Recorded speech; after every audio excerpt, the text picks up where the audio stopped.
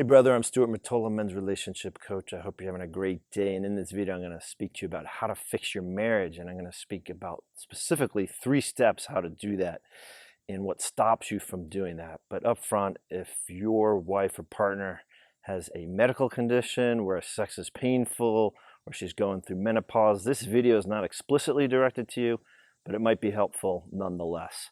So most guys, a mistake that I see them making regarding their sexless marriage is they feel that the sexless marriage is the trap, when in reality, the trap is them feeling stuck and incapable of doing anything about it. And the way I can make that distinction that will make sense to you real quick and easy is if you were making progress on your sex life with your wife or partner, making progress like opening new doors to even have the conversation about it, experiencing other forms of physical intimacy, such as hugging, kissing, arm caressing, just an openness when it came to sex, and you felt like you were making progress, you wouldn't feel so trapped now, would you? Okay. So consider for a moment, what would be a simple step for you to be moving in the right direction? Because action that is fulfilled gives you evidence that you're moving in the right direction. So what might that be? Would that be just a quick conversation? Would that be seeing that she's open? Would that be, caressing each other's arms, holding each other? What would have you feeling like you're moving in the right direction? So the second step has to do with the fact that most guys mistake sex as just sex, okay? In a long-term relationship or partnership, sex is about much more than sex. It's about love, trust, connection, intimacy. And so a lot of times, a lot of guys have the experience where their relationship is emotionally shut down. Partners are not emotionally connected to one another, and the guy wants to take a back door to just, go towards sex. But that's just pure laziness, brother, and it ain't going to happen that way. It's just going to frustrate you even more. And I'm going to talk about that in the third step. But first, I want to say that when you work to build more connection in your relationship, emotional connection, intimacy, you're going to get more sex, okay? And that doesn't happen by complaining about what's not happening in your marriage sexually. It doesn't happen by keeping score. It doesn't happen by saying, oh, well, she did that, so I deserve this, and I need to get my needs met.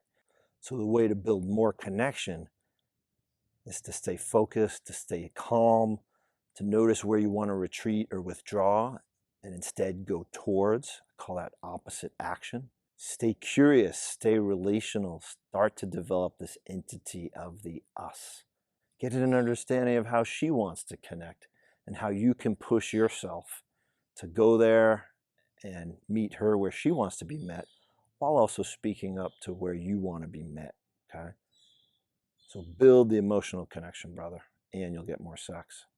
So that third step is love the process, love the struggle, not just the reward. Most guys just want the reward, and they're not willing to be in the struggle, okay?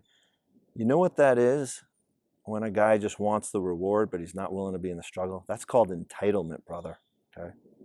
And I hate to tell you, that's super unattractive to your wife or partner. Okay? You've got to earn her. You've got to win her. You've got to cherish her. You've got to connect with her. You've got to make her feel special and desired and desirable. Notice if this is true for you. A lot of guys think that, well, I married her and she owes me and, etc., etc. Not the case, brother.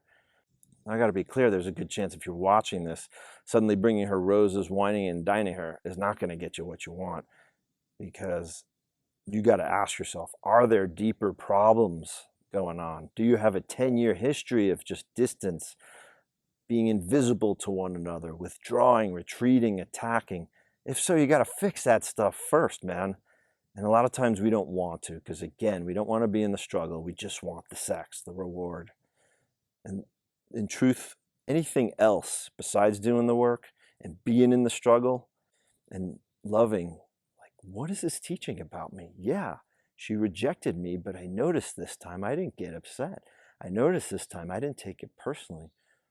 Using it as a A method of self-inquiry can be an amazing way to love the struggle. And in truth, anything else is just fantasy. Because as a mentor of mine once said, the difference between reality and fantasy is hard work.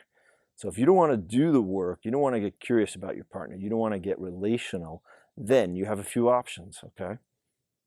You can get a prostitute, you can have an affair, you can go get happy endings, or you could get a divorce, okay? But if you're watching this, I doubt you want to go there that fast. You want to give it your best shot. I know a lot of guys do. I'm going to assume that's the case for you. So ask yourself, at the end of the day, is it just the sex you want? Or is it the meaningful, fulfilling relationship that you haven't built, from which sex will be an amazing byproduct? So again, 3 steps real quick. I'm going to review them. 1, the trap is not your sexless marriage, but it's feeling stuck and not knowing what to do about it. 2, mistaking sex as sex. Sex is about so much more than sex. Trust, intimacy, love, and connection. And 3, love the process, love the struggle, and not just the reward. So I hope this was helpful. If it was, please check out links to my work below. Thanks so much for watching, brother. Have a kick-ass day. Bye.